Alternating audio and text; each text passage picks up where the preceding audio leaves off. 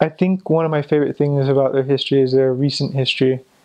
I, I, I, as a missionary, you're not allowed to really watch videos or anything, but I remember quickly showing clips of when the television tower, there was a conflict at the television tower in Vilnius, and she was showing it to a senior couple missionary just to explain to him.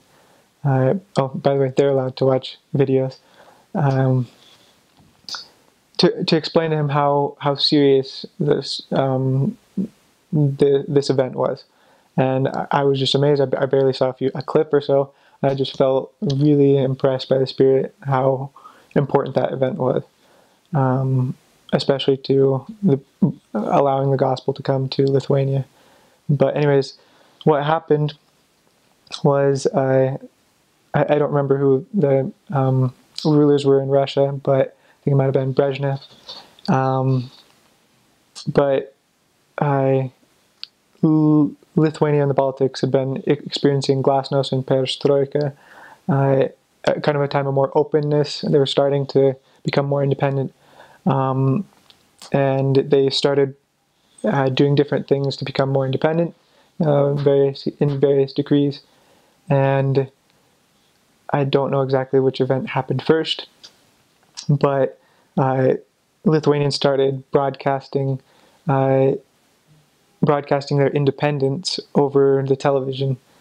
So in the middle of the night in winter, the Russians sent in their tanks right up the streets.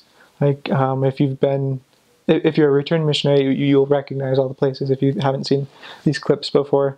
In the middle of the night, and started surrounding this television tower, and there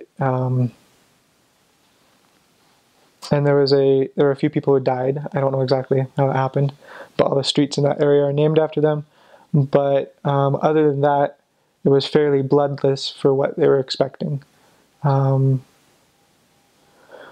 Associated with that clip, but maybe not at the same time, but really close at that time, people were crowding around the Seimas building, or the Parliament building, not too far away, and they were even starting to build up like a wall, a blockade. I don't know what was being said in Russian, but the member translated it, and she was saying, they're saying, "Go home. We don't want to see any innocent blood spilt tonight. Go home." And people didn't go home. They were standing there in front of the Parliament building and around this tower. But kind of the miracle was how the Russians did leave, and their independence wasn't just the rest of the world found out about their independence. It wasn't just covered over in a night, and I guess the rest is history. Lithuania, even though it's a small country now, and maybe you've never heard of it, it was at one time one of the largest countries in Europe, if you don't include countries that were partially outside of Europe, for example, Turkey, and maybe what would have been like the Muscovy duchy or something like that. So Lithuania was actually the largest country in Europe at the time, and it spread from the Baltic Sea down to the Black Sea. Of course, not all those people spoke Lithuanian. There were some Ruthenians, Polish people, Lithuanian speakers, Russian speakers, and Belarusian speakers, Ukrainian speakers, and that was all in the Lithuanian Grand Duchy. I think it was considered a Grand Duchy because at certain points in their history, I'm not sure about this, because they hadn't accepted Christianity at that point, or the Pope hadn't granted someone the right to be a king. So they were a Grand Duchy, not a kingdom. And then throughout history, they had varying degrees of almost unification, or a relationship with Poland for protection or for other reasons, which started with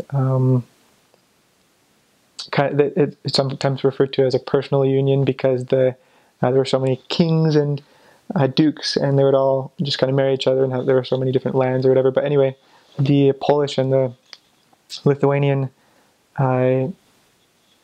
kingdom and Grand Duchy at one time had the same ruler who was both the king and the Grand Duke of both countries, which grew later to be an actual union of countries, also known in English as the Commonwealth, the Polish-Lithuanian Commonwealth.